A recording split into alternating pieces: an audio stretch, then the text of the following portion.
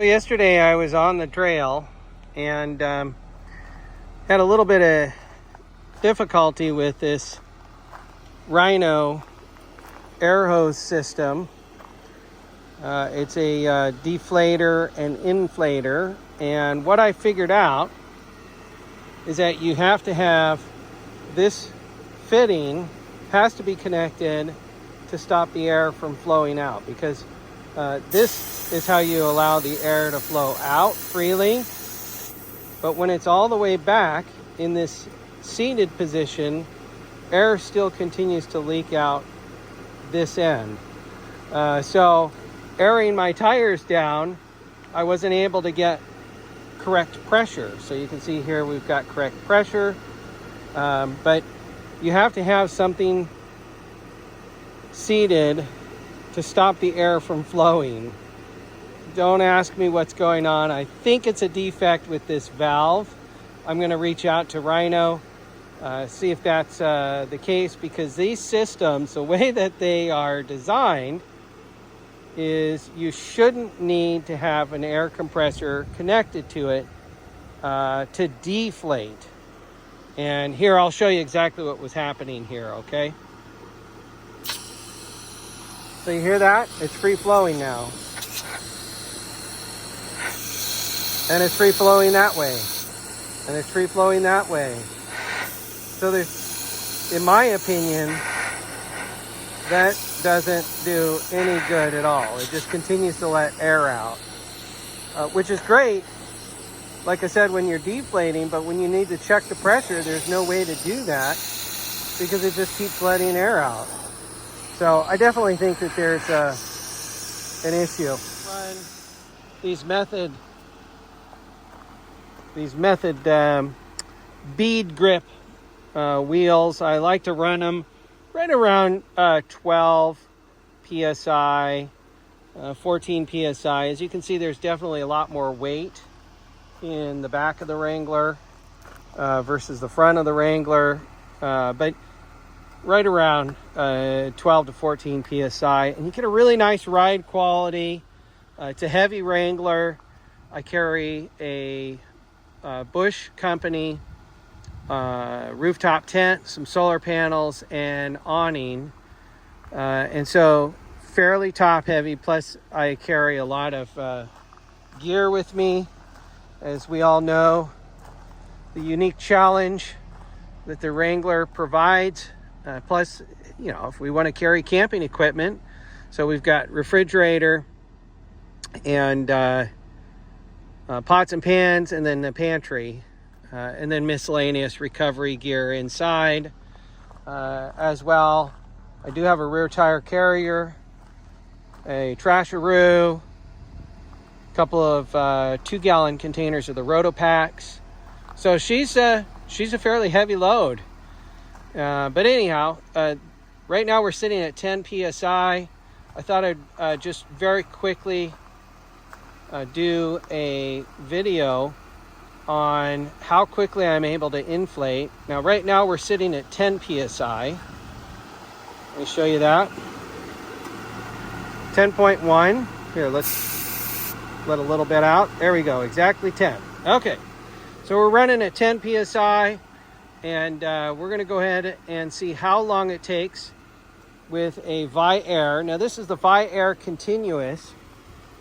Forget which model it is. Let me take a look here. This is the 450p, 150 psi at 1.8 CFM.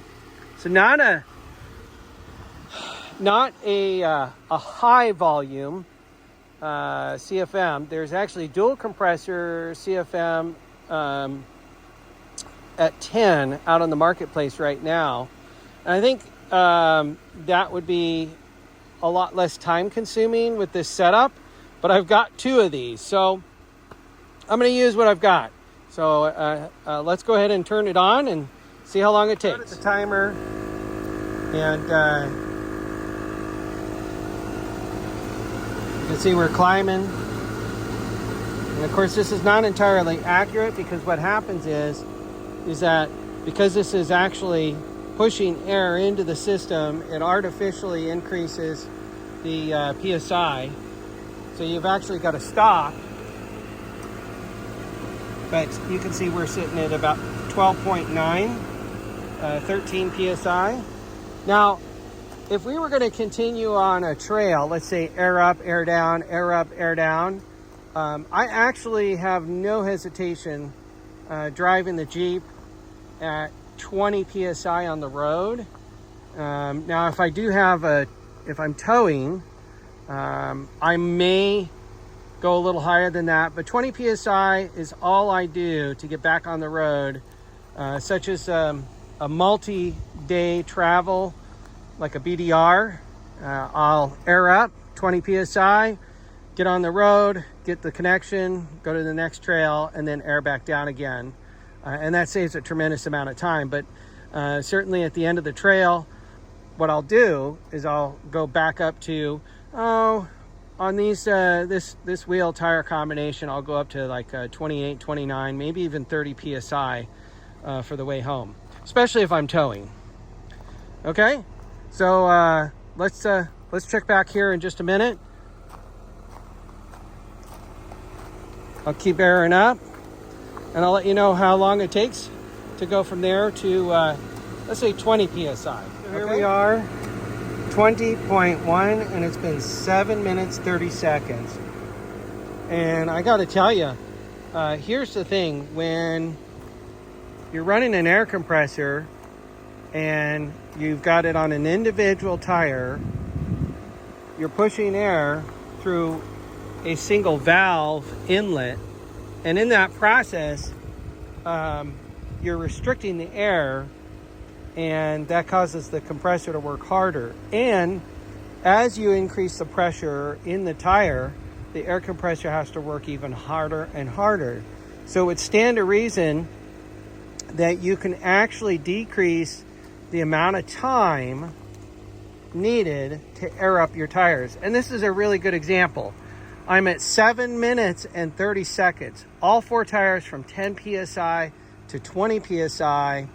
And this process typically would take about 8 to 10 minutes per tire. And so, you know, I'm sitting at the front end of a trail, and I've taken 30 to 45 minutes to air up, so I'm ready to hit the road. And this is a huge improvement. So a couple of things I'm going to point out. So this line coming from the valve to your first tee, it's generously long. But what you'll see here is that I've got very little slack to that rear tire, and I do have a little more room that this could move that direction. So if you have an SUV that's a little larger than the Wrangler, you should have the ability to use this system. And I'm saying a little bigger than the Wrangler.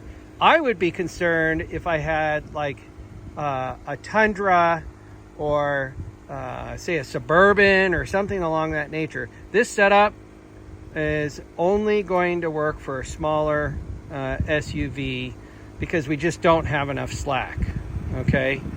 And so that was my observation on this system. Good for the Wranglers and that size.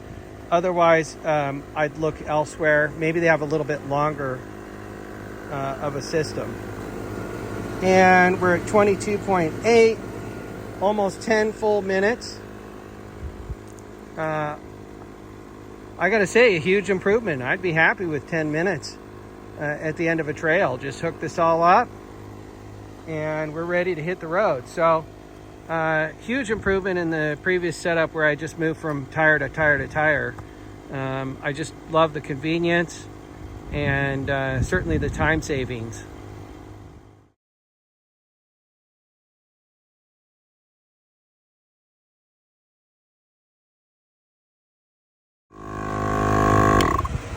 Okay, 17 minutes, just a little over 17 minutes. Let's check. Now, anytime you run an air compressor, what you'll notice, it says 29.5, is that it artificially increases the PSI, okay? Now, if you really want to be exact, you certainly can turn the air compressor back on.